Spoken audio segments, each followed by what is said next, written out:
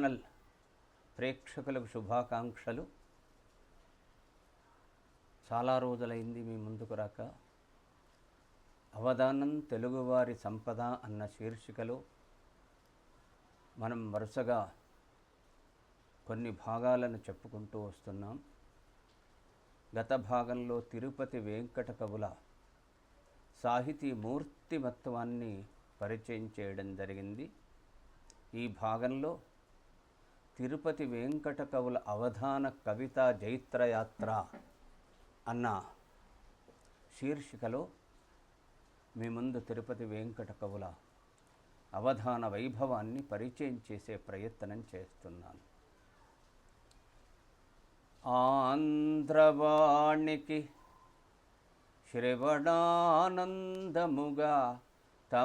తమ గళము విప్పిన యుగ కవులు వారు, ధారలు అసమాన ధారణలో మహాప్రజ్ఞ చూపిన కవీశ్వరులు వారు, సుకవిత్వ మధువు ఆశు కవిత్వ పాత్రలో నింపగల్గిన కళానిధులు వారు, సంస్కృతాంధ్ర కవిత్వ సమరాన జోడు గుర్రాలు పుంచిన మహోరథులు వారు, తమ అనన్య సామాన్యవధాన పటిమ సకల దిశల నూగించిన చతుర కవులు, వారి చరితంబు నవ్యాంధ్ర వాంగ్మయమున స్వర్ణఘట్టమై భాసిలు శాశ్వతముగా, స్వర్ణఘట్టమై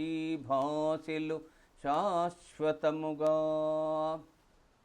వీరు నిర్వహించిన అవధానాలు అష్టావధానము, శతావధానం. అష్టావధానంలో వీరు ఎంచుకున్నటువంటి అంశాలు పౌరాణోక్తి పుష్పగణన, వ్యస్తాక్షరుల్లౌక్య గంభీరోక్త్యంచిత కావ్యపాఠ కళావిద్భాషణంబుల్, ముదంబారంగా చతురంగ కేలనము ఈ అష్టప్రకారంబులొప్పారున్ శంకర ఏకకాలమునని అష్టావధానమునన్. ఇది వారు చెప్పుకున్న పద్యం అష్టావధానాన్ని గురించి. ఆకాశ పురాణం, కవిత్వం, పుష్పగణనం, వ్యస్తాక్షరి, అప్రస్తుత ప్రశంస, కావ్యపాఠం, శాస్త్రచర్చ, చతురంగ మాడటం, ఇవి ఈ 8 అంశాలను వారు పేర్కొన్నారు. అలాగే శతావధానంలో కూడా వారు స్వయంగా చెప్పుకున్న శతావధాన విధానాన్ని ఈ రకంగా సంస్కృత శ్లోకంలో చెప్పారు. తత్తత్మానవమానసాదృతతమం వృత్తం తదావస్తు చ స్వీకృత్య ప్రథమం శతాయ సరయన్ తత్పాదమేకం వదేత్ భూయః కైర్న చ బోధిత క్రమవశాత్ పాదత్రయం కీర్తయే ఏతన్నామ శతావధాన మదచేత్ పద్యాని సంకీర్తయేత్ అని శతావధాన సారంలో వారు చెప్పుకున్నారు. పృచ్ఛకులు అడిగిన పద్యం కానీ, శ్లోకం కానీ, వస్తువు కానీ స్వీకరించి 100 మంది పృచ్ఛకులకు ప్రథమ పాదం చెప్పి తరువాత వెనుకటి పాదాన్ని ఎవ్వరు గుర్తు చేయకుండా మిగతా 3 పాదాలు చెబుతారు. అదే రకంగా 100 పద్యాలు చెబుతారు. చివరకు ఆ 100 పద్యాలను ధారణతో చదువుతారు. తిరుపతి వెంకట కవులు మొదట గద్వాలు సంస్థానాన్ని దర్శించినప్పుడు వారి పద్యాన్ని చెప్పుకున్నారు. శతఘంట కవనమ్ము సల్పు సంగతి ఎన్న కరతలామలకమ్ము కాదెమాకు, శతఘంట కవనమ్ము సల్పు సంగతి ఎన్న కరతలామలకమ్ము కాదెమాకు, అష్టావధానము కష్టావలంబనమన్న నంబికొండయదండనంబు మాకు ఆశుధారా కవిత్వాడంబరంబన్న నల్లేరుపై అష్టావధానంబు కష్టావలంబనమన్న నంబికొండయ దర్శనంబు మాకు ఆశుధారా కవిత్వాడంబరంబన్న నల్లేరుపై బండి నడక మాకు సత్కవ్య నిర్మాణ చాకచక్యంబన్న షడ్రసోపేత భోజనము మాకు వ్యర్థమగువాదములొనర్చు నట్టి వారిడంబమణిగించుటా పోషణంబు మాకు దానరాధేయ కవి సముదాయ గేయ దానరాధేయ కవి సముదాయ గేయ పండిత విధేయ రామభూపాలరాయ.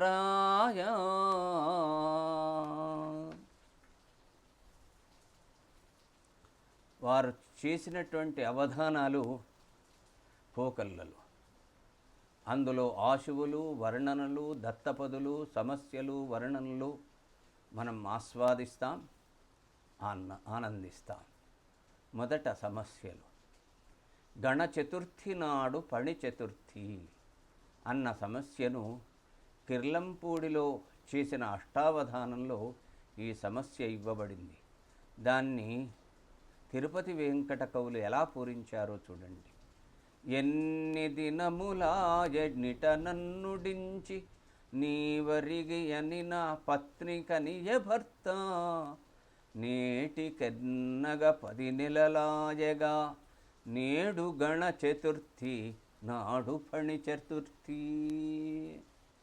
ఈ సమస్యకి ఏమిటిది అంటే వినాయక చవితి నాడు నాగుల చవితి అనే అర్థం. ఇది అర్థం లేని మాట. దానికి ఒక కల్పన చేసి అర్థవంతంగా తిరుపతి వెంకట కవులు పూరించారు. భార్య భర్తతో అంటుంది, మీరు నన్ను ఇక్కడ దిగబెట్టి ఎన్ని రోజులైంది అంటే భర్త అంటాడు 10 నెలలైంది అంటాడు. దించిన రోజు నాగుల చవితి, ఈరోజు వినాయక చవితి అన్నాడు. వారు ఎంత అర్థవంతంగా పూరించారో చూడండి. మరో సమస్య. రాగములలోన మేఘమల్లారనంగా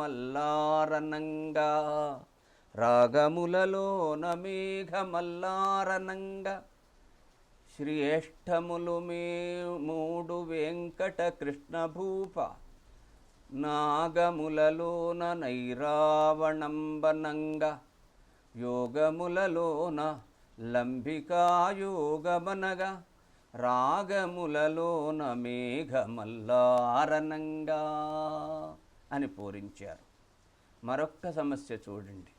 నిలజూపించి లతంగి ఏడ్చనట కన్నీరుత్తుచున్ పయ్యదన్ నిలజూపించి లతంగి ఏడ్చనట కన్నీరుత్తుచున్ పయ్యదన్ కలికిన్ రంభను రావణాసురుడు కలికిన్ రావణాసురుడు దుష్కామంబుమై పట్టి వన్నెలు మీరంతమకించియా పిదుప వానిన్ కూరులన్ గృత్సగన్ బులుపున్ రాయుచునామె ఆధనదసూనుంగంచియత్సోటి కృన్నెలజూపించి లతాంగి ఏడ్చెనట కన్నీరొత్తుచున్ పయ్యెదన్. మరో సమస్య చూడండి. మానవతీ లలామకభిమానమె చాలును చిరయేటికిన్ మానవతీ లలామకభిమానమె చాలును చిరయేటికిన్. ఓ నవనీత చోర ఓ నవనీత చోర కృపయుంచి పటమ్ములనిచ్చివేగ మా మానముగావుమన్న వ్రజమానిని పల్కులకెంత వింత అవ్వానన సీమదోప కమలక్షుడు తానిటు పల్కి మానిని మానవతీ లలామకభిమానమే చాలును చీరజేటికిన్ అని గోపికల వస్త్రాపహరణ ఘట్టాన్ని తీసుకొని, ఓ వెన్న దొంగ, దయతో మా బట్టలన్నీ వేగంగా మాకిచ్చి మా మానాన్ని కాపాడుమని కోరతే, దానికి సమాధానంగా మానము కల స్త్రీకి అభిమానమే చాలు, చీరెందుకు అన్నారు. గోపిక వస్త్రాపహరణ ఘట్టాన్ని దృష్టిలో ఉంచుకొని పూరించారు. మరొక్కసారి ఈ సమస్యను పూరించిన విధానాన్ని మళ్ళొకసారి ఆ పద్యాన్ని అనుకుందాం. ఓ నవనీత చోర కృపయుంచి పటములనిచ్చివేగ మా మానము కావుమన్న వ్రజమానిని పల్కులకెంత వింత అవ్వానన సీమదోపకమలాక్షుడు తానిటు పల్కె మానిని మానవతీ లలామ అభిమానమే చాలును చిరజీటికిన్. ఇక వర్ణనల విషయానికి వస్తే, తిరుపతి వెంకట కవులు లక్ష్మీ పార్వతులు అన్యోన్యంగా పరిహాసమాడుకున్న మాటలు ఏ విధంగా ఉంటాయో సీసపద్యంలో చెప్పవలసినదిగా బందరు శతావధానంలో కోరగా చూడండి.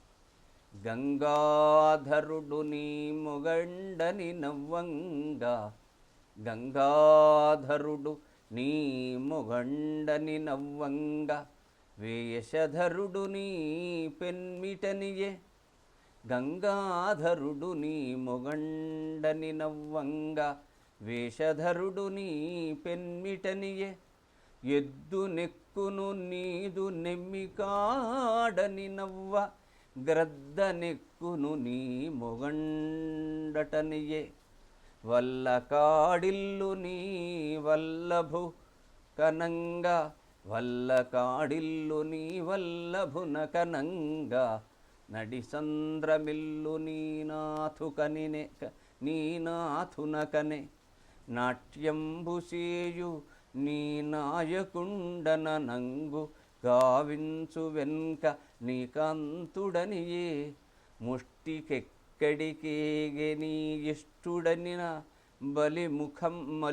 బలిముఖంబున కేగనో లలనజనియే, ఇట్టులన్యోన్యమన్మంబులెంచుకనెడు పర్వతాంబోధి కన్యల ప్రస్తుతింతు అని లక్ష్మీ పార్వతుల యొక్క పరిహాసంతో కూడుకున్న మాటలను తిరుపతి వెంకట కవులు సహజంగా ఇలా వర్ణనాంశంలో వర్ణించారు. మరొక్కటి చూద్దాం. పకోడి మీద ఉత్సాహ వృత్తంలో చెప్పమని అడిగారట. అడిగితే శనగపిండి ఉల్లిపాయ చిన్ని మిర్పకాయలున్ జొనిపియందు అల్లమింత చొనిపి ముద్ద చేసియున్, అనల తప్తమైన నేతియందు వైచి వేచినన్, జనపకోడియ నెడుపేర చక్కనైన కాద్యమై, శనగపిండి ఉల్లిపాయ చిన్ని మిర్పకాయలున్ జొనిపియందు అల్లమింత చొనిపి ముద్ద చేసియున్, అనల తప్తమైన నీతియందు వేచి వేచినన్, జనపకోడి అన్నడు పేర చక్కనైన కాద్యమై. ఖాద్యం అంటే తినే పదార్థం. ఒకసారి సైకిల్ గురించి శార్దూల వృత్తంలో వర్ణించమని కోరితే, శార్దూల వృత్తంలో వారు చెప్పిన పద్యం చూడండి. నీరున్ కోరదు గడ్డి నడ్గదుక కొన్నేనుల్వలున్ వేడదీవారే నెక్కిన, క్రింద ద్రోజదొకడున్ వజ్జన్ బటుండుంట చేకూరంగా వలదించు, బైస్కిలునకున్ కోపంబొకింతేని లేదౌరావాజికి సాటి అయిన ఇది విశ్వామిత్ర సృష్టింబకో, ఇది విశ్వామిత్ర సృష్టింబకో అని సైకిల్ మీద శార్దూల వృత్తాన్ని చెప్పారు. ఇక వారి దత్తపదులను చూస్తే అలక, పలక, కలక, గిలక అని పదాలతో ద్రౌపది పరంగా దత్తపదిని చెప్పమని కోరితే చెప్పినటువంటి పద్యం. అలకలు తుమ్మెదల్ మరియు నయ్య బలామణి చెక్కు వజ్రపున్ పలక పసందుగా తనరువా తెరమంకెన పువ్వు సొంపులున్ గల కరియాన ద్రౌపదికి కల్గుని ఎచ్చట నల్వ చేయుదు చేగిలకల నీరు తోడు పని కేవలమయ్య రాజ్ఞ కృత్యమే. తర్వాత అమర, భ్రమర, సమర, కొమర అనే పదాలతో మధుకైటభ యుద్ధాన్ని వర్ణించమన్నారట. కొమరల రంగనింతయును కోర్కితలిర్ప మనోజ సంగర భ్రమర హిమీర రక్కసులు పద్మదళాక్షుని తోడజేయు ఆ సమరము మాని దేవిని వెసన్ గుణనించి పరంబు మోముపై సమర నిగుడ్పసాగిరి కటాక్షములన్ చెలరేగి మాటికిన్.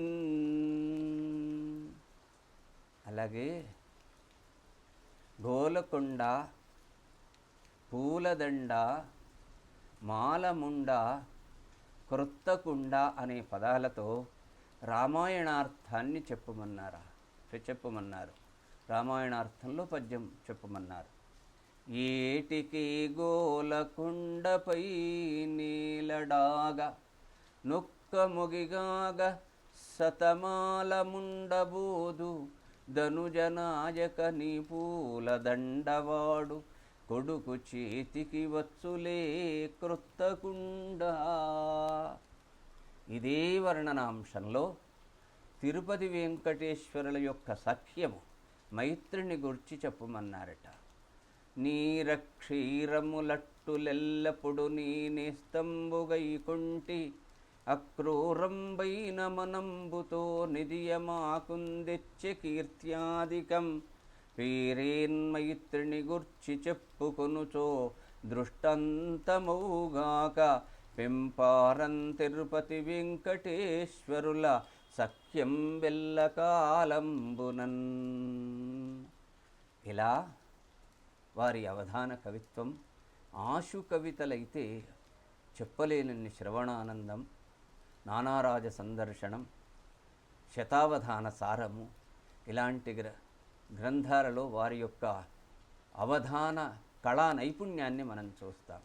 అలాగే పాండవోద్యోగ విజయాలు, తెలుగు పద్యం సామాన్యుడి దగ్గరికి తీసుకువెళ్ళినటువంటి ఘనత తిరుపతి వెంకట కవులది.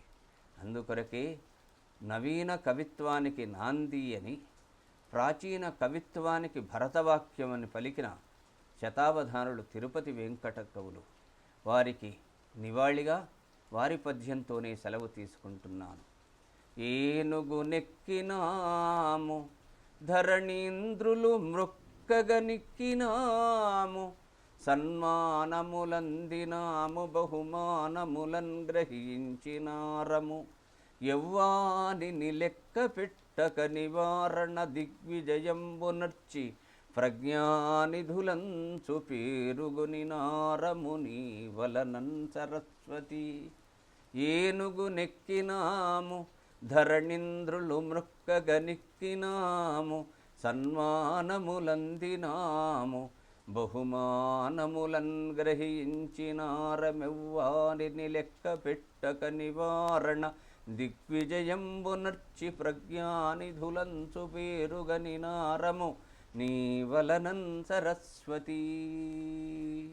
శుభం భూయాత్.